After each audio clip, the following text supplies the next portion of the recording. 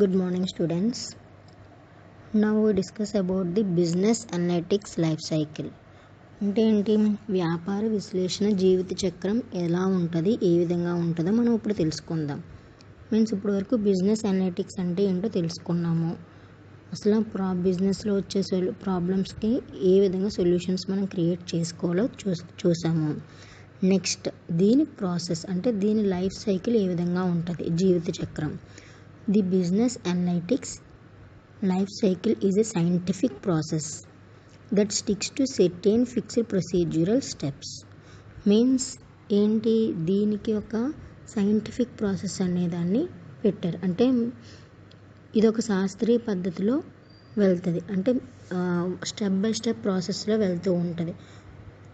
Next data these days is being generated from multiple sources like emails, social media, blogs, etc.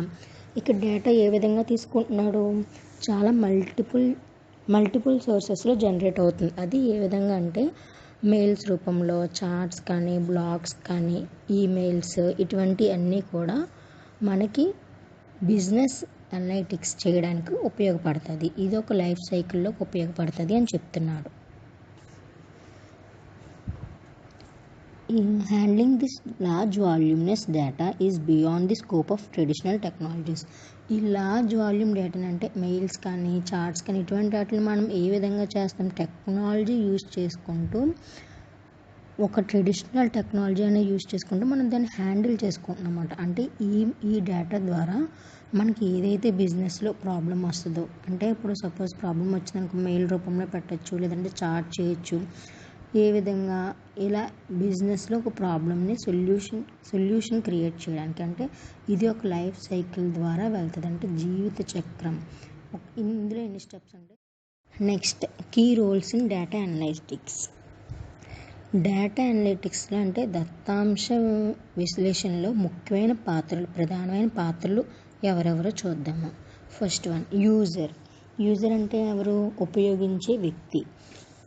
The user is an employee of the business organization who is using analytics to find solution to certain problems.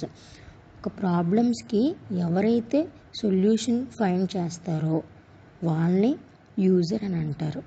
అంటే ఆ user ఎవరు, employee కింద work చేయొచ్చు. ఒక business ఆర్గనైజేషన్లో employee కింద work చేస్తూ analytics అనే దాన్ని యూజ్ చేసుకుంటూ ఒక ప్రాబ్లమ్స్కి సొల్యూషన్ క్రియేట్ చేస్తూ ఉంటారు. The user is generally the manager అవ్వచ్చు, or the business analyst of the firm who has an understanding of the problem and can communicate the problems to the analytics team. The user జనరల్గా ఎవరై ఉండొచ్చు, user అంటేనే ఆర్గనైజేషన్లో ఒక manager అవ్వచ్చు, లేదంటే or the business analyst, లేదంటే business అనలిస్ట్గా కూడా వర్క్ చేయొచ్చు. Of the firm who has and understanding, అంటే ఒక ప్రాబ్లమ్స్ మీద సెర్టైన్ అండర్స్టాండింగ్, అవగాహన కలిగిన ఉండే వాళ్ళని యూజర్ అని అంటారు. Next database administrator means database నిర్వాహకుడు. అంటే ఎవరమ్మా, he is the person who is responsible for maintaining the database within the organisation. ఎవరైతే డేటాబేస్ మెయింటైన్ చేస్తారో విత్ ఇన్ ది ఆర్గనైజేషన్, సంస్థలోని ఎవరైతే డేటాని మెయింటైన్ చేస్తారో వాళ్ళని డేటాబేస్ అడ్మినిస్ట్రేటర్ అంటే నిర్వాహకుడు అని అంటారు.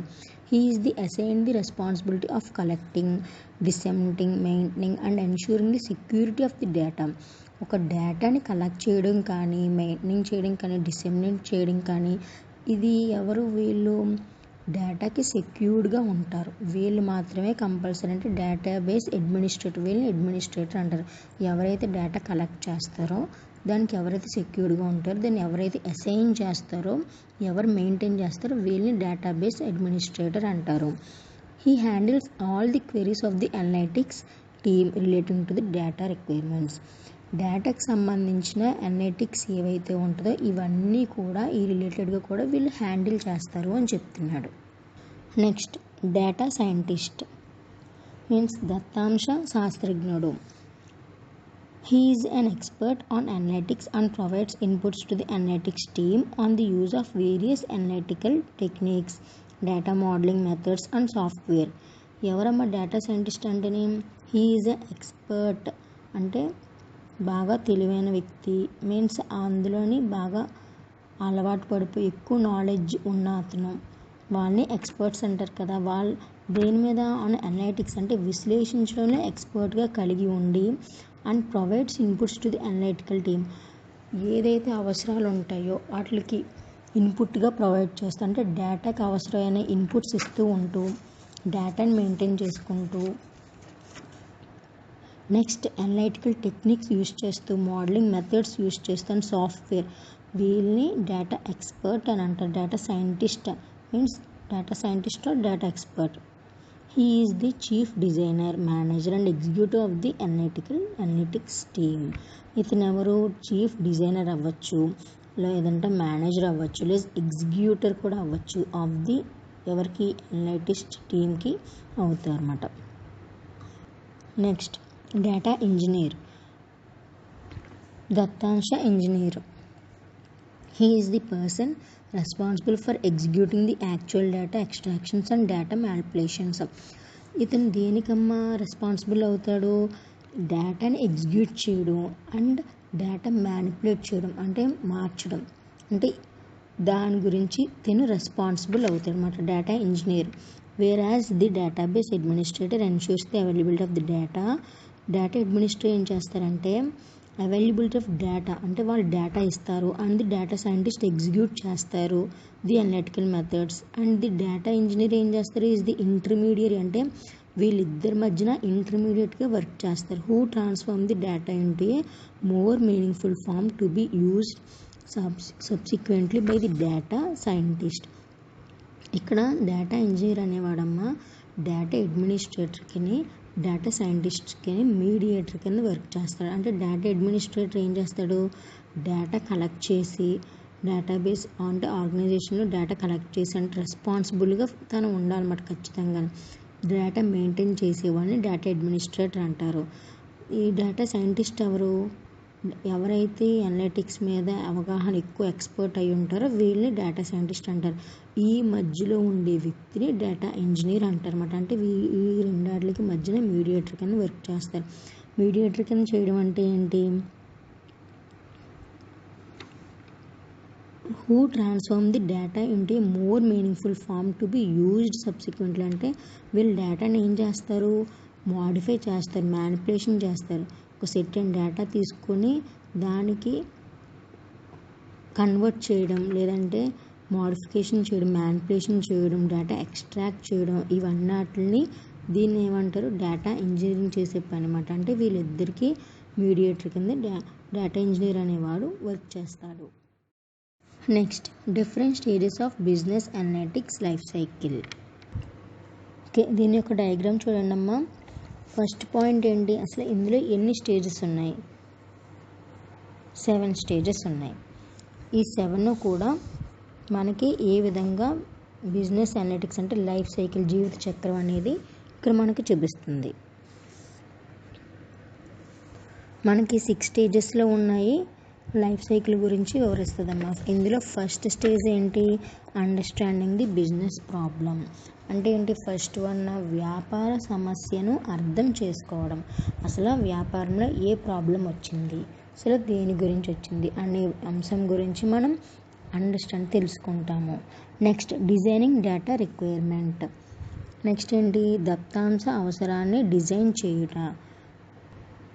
తర్వాత స్టెప్ ఏంటమ్మా డేటాకి ఏదైతే రిక్వైర్మెంట్స్ ఉంటుందో ఆ విధంగా మనం మ్యానిపులేషన్ చేసుకోవడం మోడిఫై చేసుకోవడం అనేది జరుగుతుంది. Next third step data preparation దత్తాంశం తయారు చేయుట. అంటే దాన్ని ఈ డిజైన్ చేసిన తర్వాత అదొక డేటా రూపంలో దాన్ని మనం కన్వర్ట్ చేసుకొని దాన్ని ప్రిపేర్ చేసుకుంటాము. Next fourth point data analytics and modelling. దాన్ని ఏం చేస్తాము దత్తాంశ విశ్లేషణ మరియు నమూనాలు దానికి ఏదైతే అనలిటిక్స్ అంటే విశ్లేషణ చేయాలో చేసిన తర్వాత దాన్ని ఒక మోడలింగ్ అంటే సాఫ్ట్వేర్స్ ఏదైనా యూజ్ చేయడం తగ్గట్టుగా మనం చేస్తాము.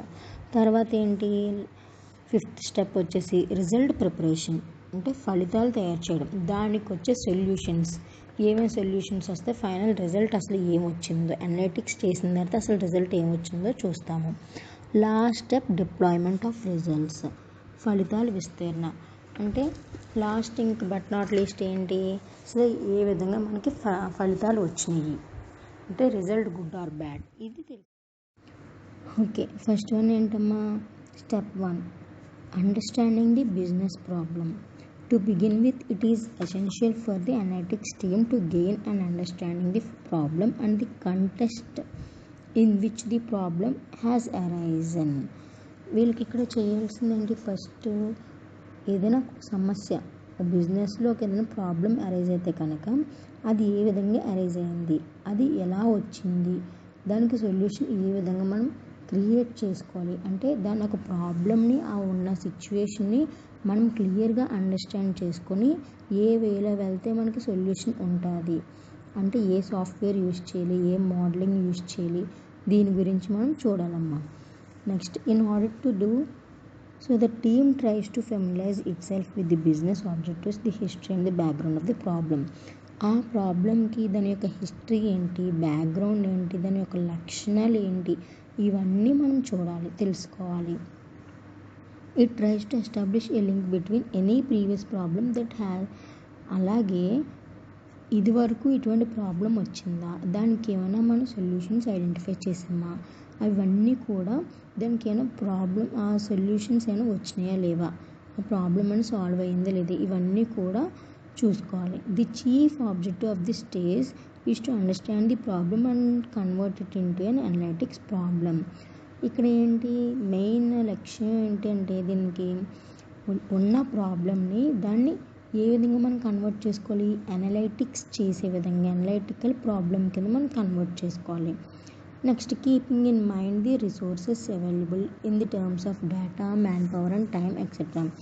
అలాగే మనం ఏంటి దీనికి ఏ విధంగా మనకు రిసోర్సెస్ అవైలబుల్గా ఉన్నాయి ఆ డేటాకి, అలాగే టైం కూడా సెక్యూర్డ్గా మనం విత్ ఇన్ టైంలో మనం చేయగలుగుతున్నాం లేదా, ఇవన్నీ కూడా మన మైండ్లో పెట్టుకోవాలి అని చెప్తున్నాడు. Next, the analytical team is ready with an initiative hypothesis to begin with and had listed in data requirements. అలాగే దీనికి ఏమేమి డేటా అవసరమో అనే దాన్ని కూడా మనం చూడాలి. Next, second step designing data requirements means ఏంటమ్మా, ఫస్ట్ ఏంటి ప్రాబ్లం ఏంటన్నది మనం ఫైండ్ అవుట్ చేసామంటే అర్థం చేసుకున్నాం, దానికి ఎంత డేటా రిక్వైర్మెంట్ ఇంకా ఏమి అవసరం అయ్యేదాన్ని మనం ఎలా మోడిఫికేషన్ చేసుకోవాలి. నెక్స్ట్, ఇన్ ది స్టేజ్, ఈ స్టేజ్లోని the data required for the analysis is specified. ఇక్కడ ఏం చెప్తుంది, ఈ అనాలిసిస్ చేయడానికి డేటా ఏదైతే అవసరమో అని అడుగుతుంది. Next, generally data requirements span across a wide spectrum of related data domains. It requires a specification of the data resources and the data attributes as the stated. అంటే ఒక స్పెసిఫికేషన్ ఆఫ్ ది డేటా అనేది require చేసుకోవాలమ్మా. అంటే ఒక solution మనం create చేసాము అని అంటే కనుక ఆ డేటాకి అసలు ఎంత డేటా రిక్వైర్మెంట్ అవుతుంది, లేదంటే ఏ విధంగా మనం మోడిఫికేషన్ చేసుకోవాలి, ఏ విధంగా దానికి రిసోర్సెస్ ఉన్నాయి, ఇన్పుట్స్ ఏ విధంగా మనం చేర్చుకోవాలి అనే దాని గురించి చూస్తున్నాడు. ఇక్కడ ఫర్ ఎగ్జాంపుల్ ఏంటి, if a customer's web profile is to be created through website analytics then data related to the websites visited by the customer is needed. ఇక్కడ ఏం చెప్తున్నాడు ఇక్కడ, for example if a customer వచ్చేసి ఒక web profile create చేశాడమ్మా, త్రూ అది ఎలాగ క్రియేట్ చేశాడు, వెబ్సైట్ అనలిటిక్స్ ద్వారా క్రియేట్ చేశాడు. Then the data relating to the websites visit by the customer, అప్పుడు ఆ డేటా ఏది రిలేటెడ్ అవుతుంది అక్కడ, అప్పుడు తను విజిట్ చేయాల్సింది ఏంటి, వెబ్సైట్. ఖచ్చితంగా వెబ్సైట్, అంటే వెబ్సైట్ ద్వారా అనలిటిక్స్ చేశాడు కాబట్టి ఆ డేటా కూడా వెబ్సైట్కి సంబంధించే ఉంటుంది కాబట్టి ఖచ్చితంగా కస్టమర్కి వెబ్సైట్ని విజిట్ చేయడం మాత్రం ఖచ్చితంగా అవసరం అని చెప్తున్నాడు. The more sources of the data will record the greater is the probability of finding hidden patterns. ఇంకొకసారి ఏంటి, సోర్సెస్ అనేది మనకి కంటికి కనబడవమ్మా, కంటికి కనబడని రూపంలో అంటే హిడెన్ అంటే దాక్కుని ఉంటాయి లోపల, మనం వెతికి మనం ఆలోచనలతో మనం అవి బయట తీయాలి తప్ప మనకి ఎప్పుడు సొల్యూషన్ అనేది బయటికి కనబడదు. ఓకేనా. Next, third step data preparation. Data preparation means దత్తాంశాన్ని తయారు చేయుట. అంటే డేటా అంటే ఏంటమ్మా? ఇన్ఫర్మేషన్. ఏదైతే బిజినెస్కి అవసరం ఉంటుందో, ఏదైతే ఒక ట్రాన్సాక్షన్స్ కానీ ఏదర్ ఇన్ఫర్మేషన్ కానీ ఇవన్నిటిని కూడా డేటా అని అంటారు.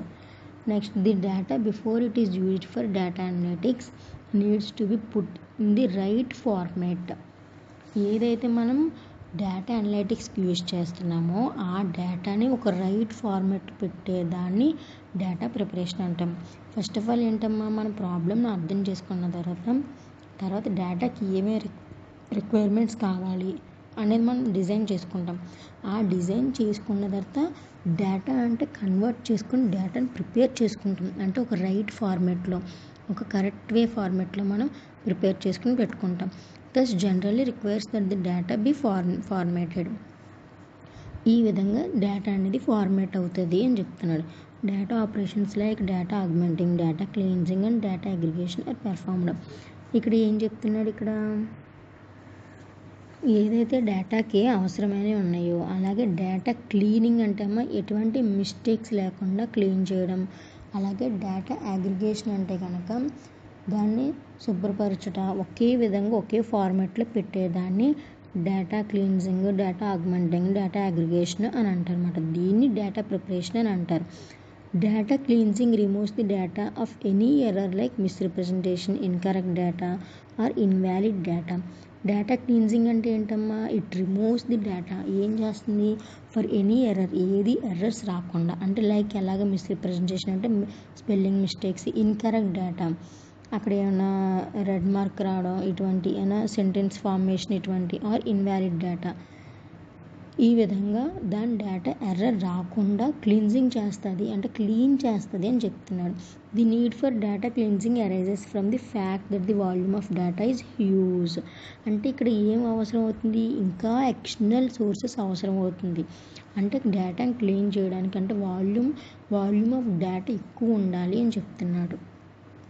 Next, it becomes important to remove these deficiencies from the data set. Next, data aggregation refers to bringing together the data from various sources together in one place. Data aggregation అంటే ఏంటమ్మా? అంటే రెండు డేటాలు విడిపోయి ఉన్నదాన్ని ఒకదానిగా చేర్చి ఒక ప్లేస్లోకి తీసుకొచ్చేదాన్ని. అంటే to bringing together the data from various sources, అంటే వేరే చోట నుంచి డేటాను మెర్జ్ చేసి ఒకే ప్లేస్లో పెట్టేదాన్ని డేటా అగ్రిగేషన్ అని అంటారు. The chief problem in data aggregation in that since the data has come from various sources it may be in different format, అంటే వేరే ఫార్మాట్స్లో ఉన్నదాన్ని ఒకే దాంట్లో పెట్టేదాన్ని డేటా అగ్రిగేషన్ అంటారు. Next, data augmentation adds value to the data by adding information available from the internal as well as external sources of data. Data augmentation ఏంటమ్మా? ఇంకా దీనికి additional data ఏమైనా అవసరమా? either ఇంటర్నల్గా కానీ ఎక్స్టర్నల్గా కానీ, అంటే ఇన్సైడ్ ది బిజినెస్ కానీ అవుట్ సైడ్ ది బిజినెస్ కానీ ఇంకేమైనా ఎక్స్టర్నల్ డేటా అవసరమా? అంటే అడిషనల్ ఇన్ఫర్మేషన్ అనేదాన్ని యాడ్ చేసిందని డేటా ఆగ్మెంటేషన్ అని అంటారు. Next, data analysis and modelling. Next, data analysis and modelling, దత్తాంశ విశ్లేషణ, నమూనీకరణ. అంటే ఏంటమ్మా? డేటా అనాలిసిస్ చేయాలి. Now comes the stage for using the data analysis techniques on the data. అంటే ఇందులో ఏం చేస్తారు? ఎన్ని సాఫ్ట్వేర్స్ కానీ టెక్నిక్స్ కానీ యూజ్ చేస్తున్నారు. అంటే ఒక డేటా మీద ఒక టెక్నిక్స్ అనేది యూజ్ చేస్తారు. The process involves the use of descriptive as well as predictive models. ఇక్కడ ఏం జరుగుతుంది? ఇక్కడ డిస్క్రిప్టివ్ అంటే రిటర్న్ ఫామ్లో కానీ లేదంటే ప్రిడిక్టివ్ మోడల్స్ ఫామ్లో కానీ మనకి డేటా అనేది, అంటే ఈ ప్రాసెస్ అనేది ఇన్వాల్వ్ అవి ఉంటుంది అని చెప్తున్నాడు. Next, in the step the methods and techniques to be followed or decided. ఇక్కడ ఈ స్టెప్లో ఏమవుతుందమ్మా? మెథడ్స్ అండ్ టెక్నిక్స్ అవి ఫాలో చేస్తారు అని చెప్తున్నారు. Next, the evaluation of existing models is done and changes if any made to the models so that may meet the objective under the study. ఇక్కడ ఏం జరుగుతుంది? ఉన్న మోడల్స్ని ఇంకేమైనా ఎవాల్యుయేట్ చేయడం లేదంటే దాన్ని ఇంకా మోడిఫికేషన్ చేయడం, ఒక డేటా అనేది అనలిటిక్స్ ఫామ్లో పెట్టాలి అనే దాన్ని చూస్తారన్నమాట. Next, step number 5. Step number 5 ఏంటమ్మా?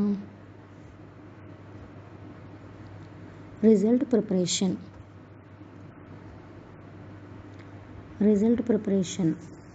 Like any project or a research process, the analysis and interpretation stage is followed by the presentation of results. ఇక్కడ ఏ విధంగా అవుతుంది, రిజల్ట్ ఏ విధంగా మనం ప్రిపేర్ అవుతుంది, ఫలితాలు తయారు చేయటం ఏ విధంగా. ఫస్ట్ ఏంటి, డేటా అండర్స్టాండ్ చేసుకోవడం, దాన్ని మోడిఫికేషన్ చేసుకోవడం, తర్వాత దాన్ని రిక్వైర్మెంట్స్ ఏమేమి కావాలో చూడడం, తర్వాత డేటా అనలైజ్ చేయడం, అప్పుడు ఇదంతా కలిపి రిజల్ట్ ప్రిపరేషన్కి వస్తుంది అన్నమాట ఇదంతా కూడా.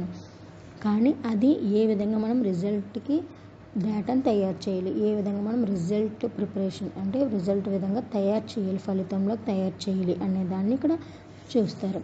Next 6th step, deployment of results అంటే ఫలితాల విస్తరణ. అంటే ఇక్కడ ఏంటి, లాస్ట్ స్టెప్ ఏంటమ్మా, అసలు ఏ విధంగా మనకు ఫలితాలు వచ్చినాయి, లాస్ట్ రిజల్ట్ ఏంటి, ఏదో